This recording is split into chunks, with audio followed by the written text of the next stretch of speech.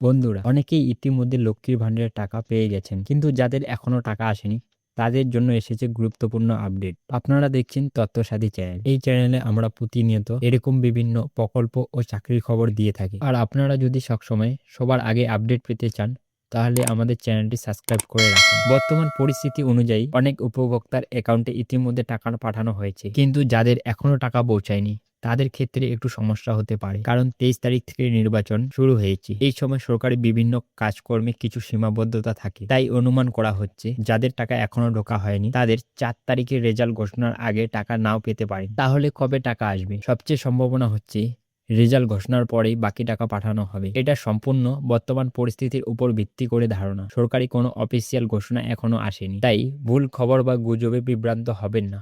Official update এলেই সঠিক তথ্য পাওয়া যাবে। অনেকেই টাকা পেয়েছেন, কিছু মানুষ এখনো টাকা পায়নি। নির্বাচনের কারণে দেরি হতে পারে, রেজাল্টের পর টাকা আসার সম্ভাবনা বেশি। এই ধরনের নতুন আপডেট পেতে ভিডিওটা লাইক করুন ও চ্যানেলটিকে সাবস্ক্রাইব করে রাখুন।